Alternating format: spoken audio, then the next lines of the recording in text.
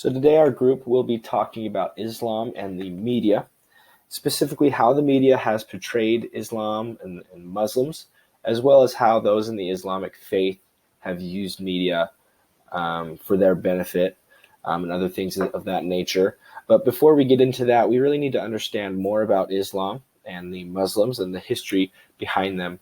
And as of right now, Islam makes up about 23% of the religious population in the world. They believe that there is only one God, who is Allah, and Muhammad, who is the messenger of Allah. And now Islam, like Christianity and Judaism, traces back to Abraham. And he is said to have fathered two sons. The first was Ishmael, who was the son of Hagar, who was an Egyptian slave. And the second son was Isaac, who personally I know a little bit more about. I heard a little bit more about, who was the son of Sarah. So when Isaac was born, Abraham took Ishmael and Hagar to the desert valley of Mecca, and it's presumed, and I read a lot about why they did this, and it was to really spare them from Sarah's jealousy. And according to the Quran, which was the sacred book of Islam, Abraham and Ishmael built a sanctuary in Islam, which was called the Kaaba. And it was thought to be the site of Adam's original place of worship. And it is reported in the Quran as well that God told Abraham that the Kaaba should be a place of pilgrimage. And this place is regarded as a holy place by a lot of the Arabian tribes now, as well as, in the Islamic faith.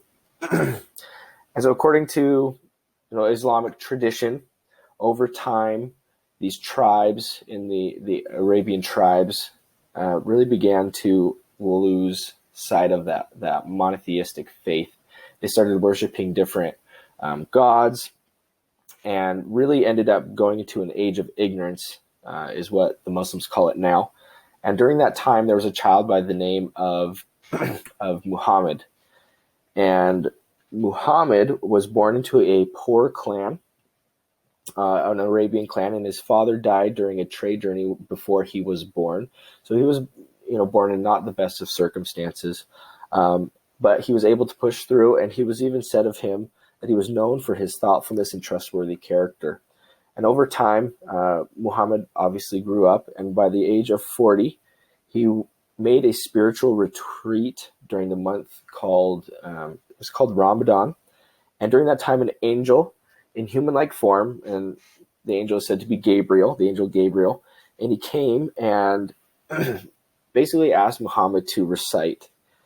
And Muhammad kind of pushed that to the side, kind of was just like, I don't really want to recite, I don't want to recite. He did that about 3 times, and it was because he really wasn't very good at that. He couldn't read, and the angel forcefully, told him to recite.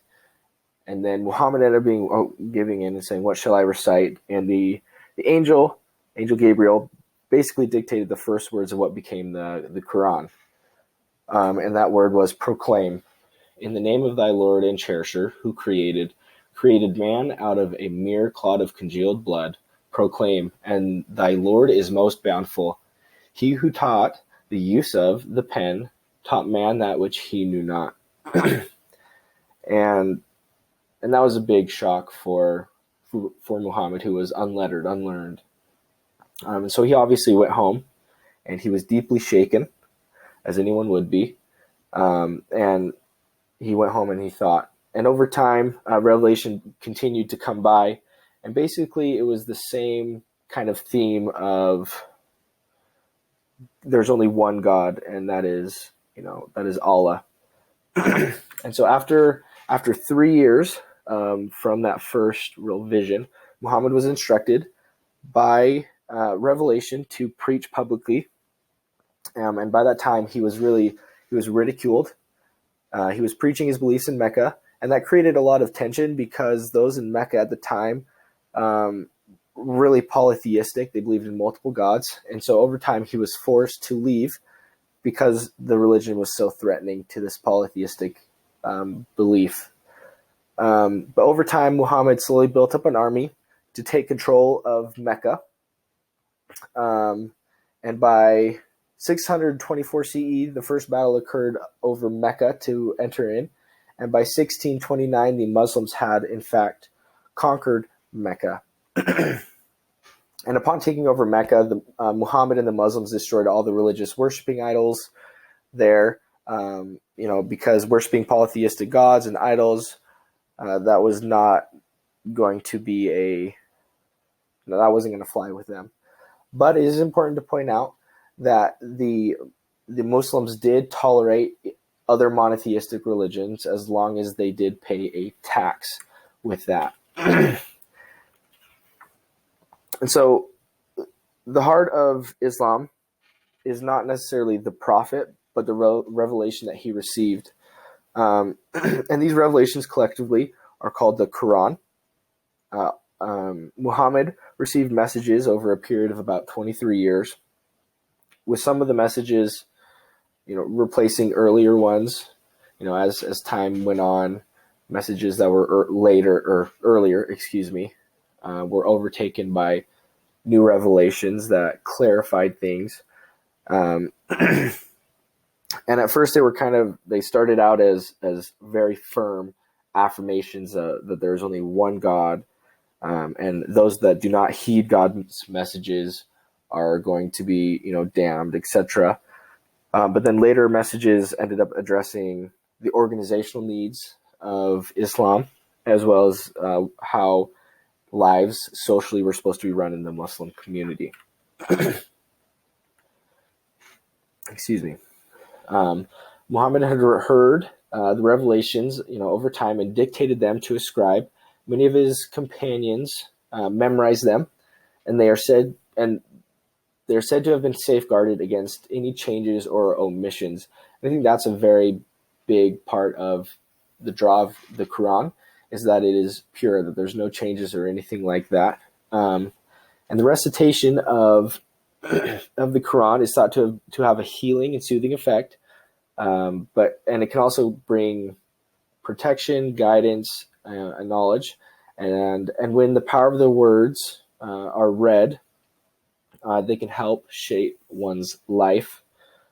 And what's interesting about this as well is that these words are said to have multiple layers to them. And so as you read one verse, it can have multiple meanings to multiple people.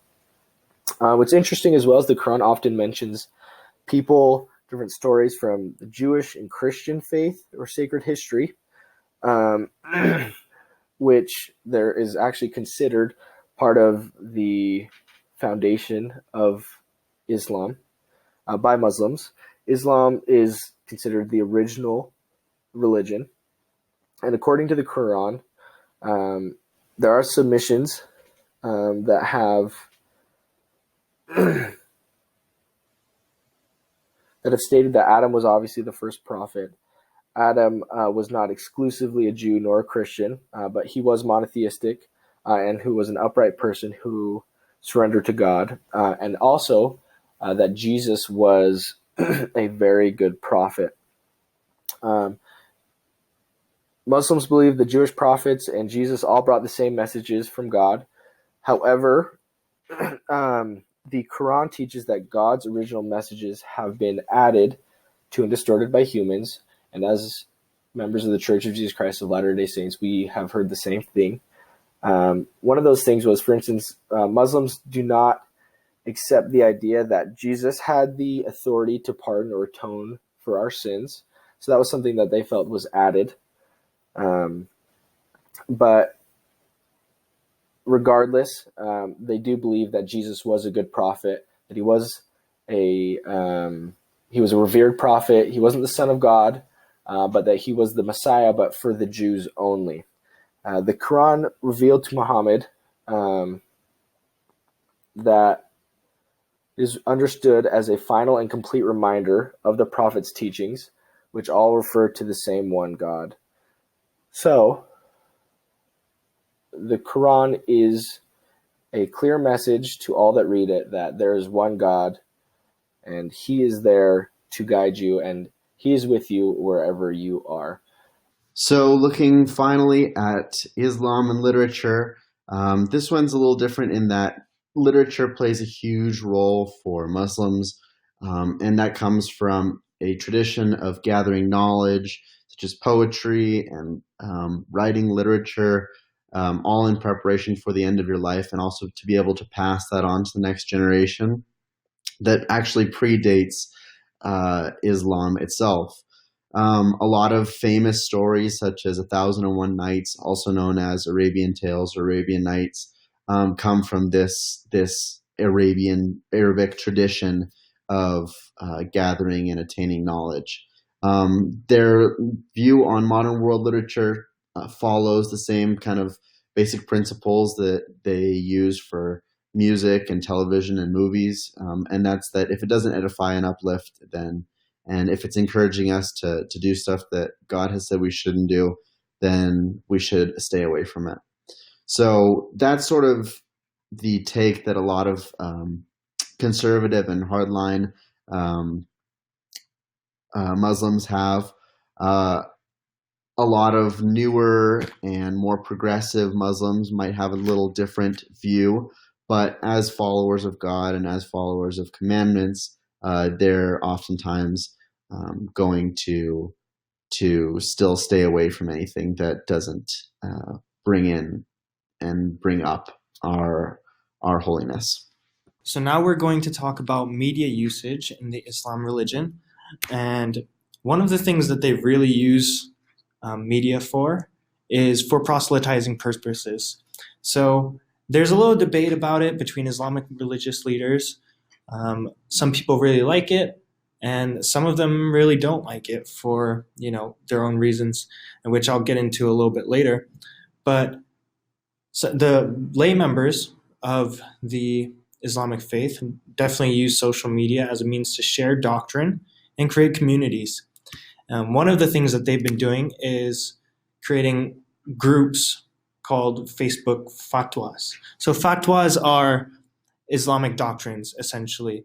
And these groups are meant to provide Muslims and non-Muslims with authentic responses to questions and to provide doctrine and teachings to everybody, whether they're Islamic or not, Muslim or not. So their whole purpose in doing this is to just share what they know and share their religion. We talked a little bit about how leaders don't like to use social media and do like to. Those who advocate using social media have found a lot of success in using Twitter. Some of the biggest ones are Ahmad al-Shugari, who has 16.2 million followers, and Aid al-Karni, who has 19.1, and even 20.3 million followers from Muhammad al-Arefe.